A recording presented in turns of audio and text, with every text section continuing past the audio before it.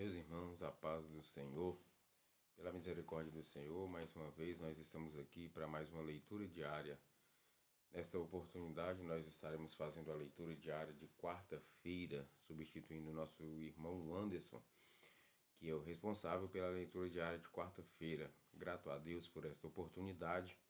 Quero louvar a Deus aqui pela vida do nosso pastor presidente, pastor Aldair Gonçalves Dias. Cumprimentando ele, eu cumprimento todos os vice-pastores, da nossa convenção. Quero ser grato a Deus por toda a diretoria, da nossa escola bíblica, Grato a Deus pela vida dos nossos comentaristas, pastor Jean Ferreira Figueiredo, que é o comentarista deste trimestre, também o professor Ival da nossa sede, o pastor Ivan Claro, ali de Campos Belos. Que Deus possa continuar abençoando a cada um dos irmãos. Louvar a Deus também é pela vida dos irmãos que fazem a leitura diária, também a nossa irmã Juliane, ali de Lavandeira. Que Deus possa continuar abençoando cada um dos irmãos.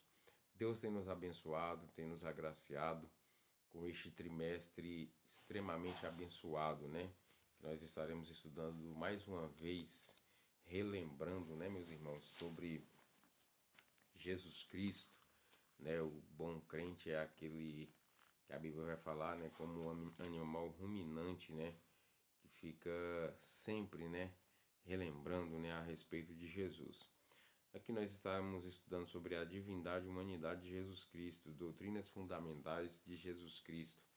Essa é a nossa revista de capa dura, ficou muito boa, extremamente abençoada. Nós estamos na lição de número 2, A lição de número 2 é a divindade e eternidade de Cristo. Sabemos que o nosso de Cristo Jesus tanto é divino, quanto eterno. O nosso Deus, ele é eterno, descrito como Pai da eternidade. A leitura diária de quarta-feira está em Colossenses, capítulo 1 e o versículo 18. Colossenses, capítulo 1, versículo 18, diz assim, está escrito: Ele é a cabeça do corpo da igreja. É o princípio e o primogênito dentre os mortos, para que em tudo tenha a preeminência. Nós vimos aqui em Colossenses o apóstolo Paulo, ao escrever esta carta, ele está dizendo aqui que quando ele dizia ele é a cabeça do corpo da igreja.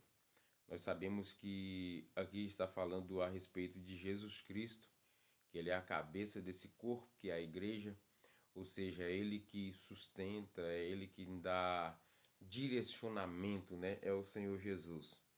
Sabemos que a nossa cabeça pensa, através da nossa alma, o nosso cérebro, que a alma que é o cérebro do sentimento, mas sabemos que a cabeça tem várias funções, os olhos aqui estão, a boca, o nariz, a orelha, enfim, a cabeça é um órgão extremamente importante para o nosso corpo. E aqui está falando desta importância de Jesus Cristo para a igreja. Nós vimos, meus amados irmãos, que Jesus aqui também está falando do seu domínio, do domínio que ele tem, não só sobre a igreja, mas sobre tudo. Mas o versículo em específico está falando sobre a igreja, que ele é a cabeça desse corpo, que é a igreja. Aqui também está falando, é o princípio, ou seja, ele é o primeiro. Quando João vai escrever, no princípio era o verbo, e o verbo era Deus. E não somente isso, mas o verbo estava com Deus.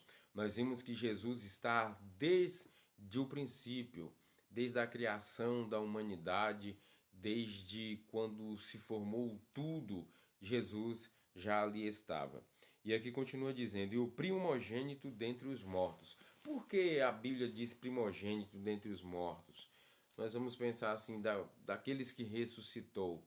Aí alguém pode dizer assim, não, mas outros ressuscitaram, não foi só Jesus.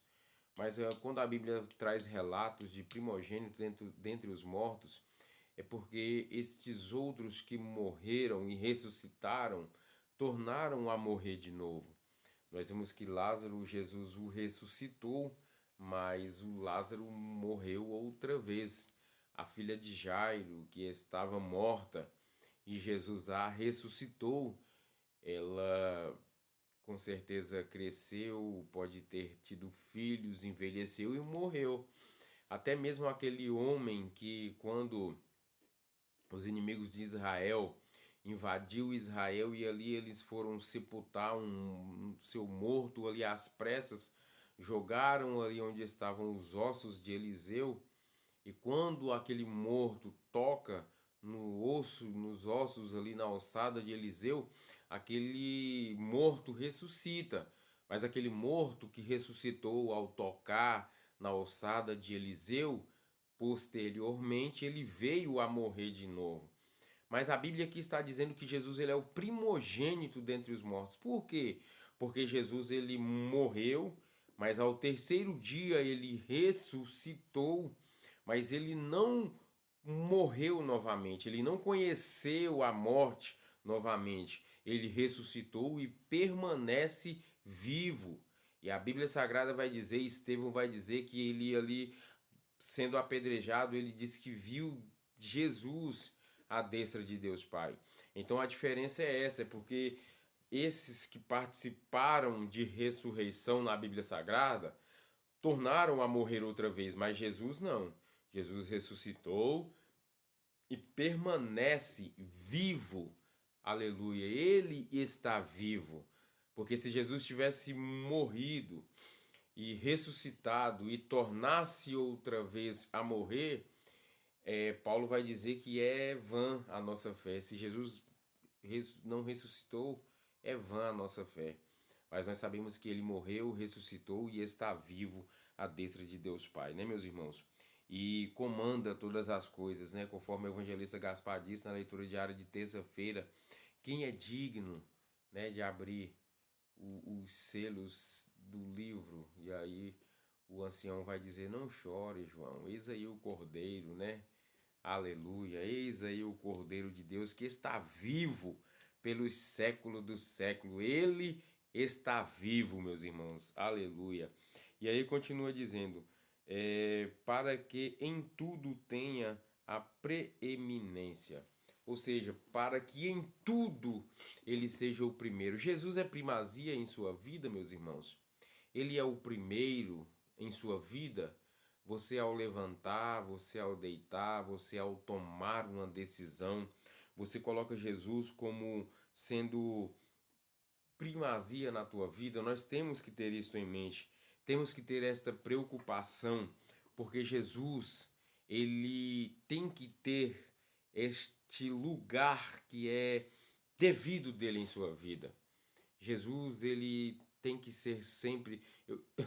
Perdão, eu estava esses dias na igreja comentando que os irmãos, antigamente, quando o papel moeda circulava mais, hoje é eletrônica, né? É Pix, é débito, é crédito, mas antigamente ainda tem, mas hoje é menos. Quando os irmãos iam ofertar, até para ofertar é a melhor nota, aquelas notas que estavam amassadas, os irmãos tinham o cuidado de separar e pegar as melhores notas para ofertar na casa do Senhor.